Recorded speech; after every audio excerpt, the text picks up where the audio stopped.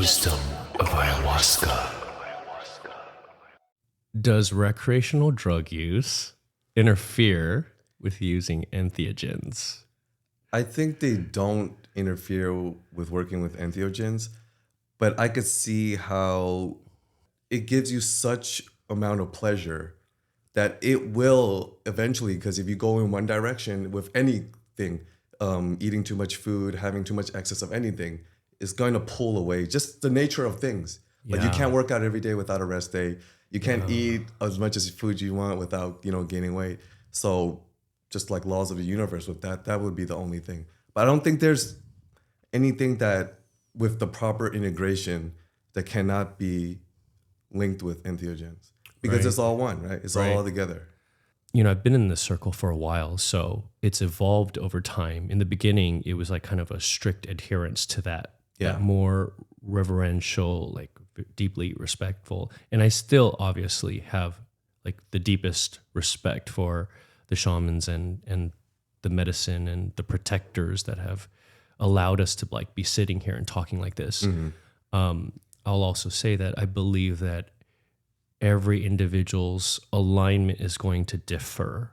So even between shamans, they hold their ceremonies in slightly different ways. They play different music. They resonate with different music. They'll sing music with different content in it. And as an organizer as well, you'll have people organizing with obviously different spaces, participants, shamans that they pick, but also the details of the ceremony, like are people allowed to interact at all?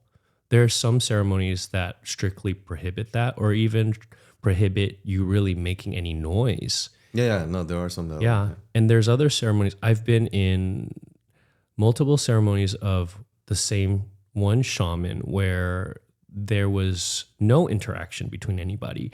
And I've been in other ceremonies where people ended up like cuddling with each other. And those two people actually ended up getting married. Yeah, I could see it being totally healing if you had that experience. And that was like supposed to happen, right? Right. But we also know the flip side where it's like, are you interfering with the other person's journey? Yeah. It's a hard, tough call to make. So I don't think there are any hard rules, right, to it.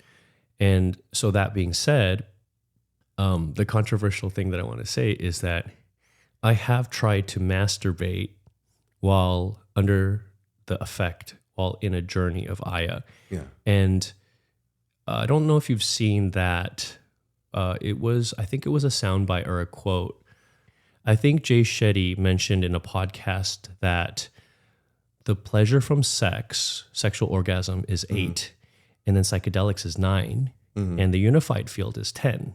This is kind of linking it back to the original topic of, do recreational drugs interfere with entheogen use? I mean, the whole thing about recreational drugs is that it's a very, very earthly thing. Yeah. Entheogens is closer to the unified field. If we're trying to get there, you don't want to be there. I think that's the thing that I think is like the no-brainer. Yeah. But I think also being able to dabble in both spaces, you can kind of see like, hey, they do kind of work. It doesn't really take away from me being able to connect with people.